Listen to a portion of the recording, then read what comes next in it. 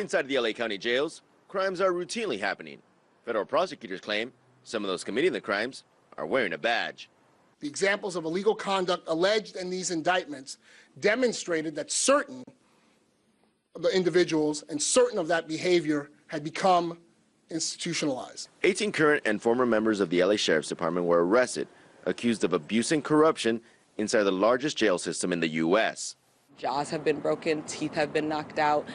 And then that's the physical aspect. Let's talk about the long-term post-traumatic stress disorder that people face. Patrice Cullors advocates for victims of violence inside LA jails. And this country seems to often not fight for the human rights of all people, although it says it's the greatest country, in the world.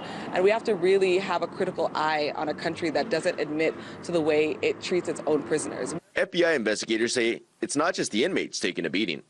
A graphic photo shows Gabriel Carrillo after he was allegedly beaten by jailers. Carrillo was there to visit a relative when he claims deputies took him into a private break room. They beat him repeatedly, kicking him. They broke his nose. They 2 black eyes. It was very much systemic, and that there was a level of impunity that these deputies were able to engage in force against inmates, and here the most absurd level against visitors. Violence inside the jails has prompted closer scrutiny of the LA County Sheriff's Department. Stories of abuse go back decades, but recent news reports show that problems at the Sheriff's Department could extend well beyond the jails.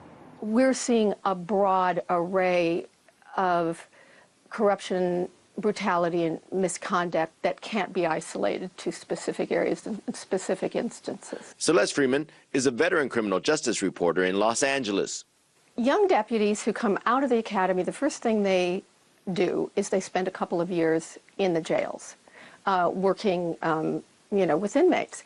When you have inside the jails these rogue deputy cliques that someone as high up as a former commander said are breaking bones in order to get in the clique and be allowed to get their tattoo, those people eventually are going to go out to patrol.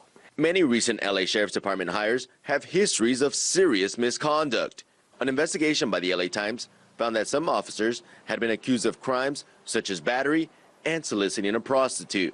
We do not tolerate misconduct by any deputies. This department is grounded in its core values, namely to honor and perform our duties with respect for the dignity of all people and the integrity to do what is right and fight wrongs. Sheriff Baca was forced to admit he hired some people he shouldn't have. Earlier this year, the Department of Justice also accused the Sheriff's Department of racially biased policing. Most people working for the Sheriff's Department wouldn't do that, but you have enough people throughout the department who have not been reined in, which points to leadership, that it's destroying the trust of the people of Los Angeles County. As the scope of the federal investigation widens, pressure to reform builds on the LA County Sheriff. In Los Angeles, Ramon Galindo, RT.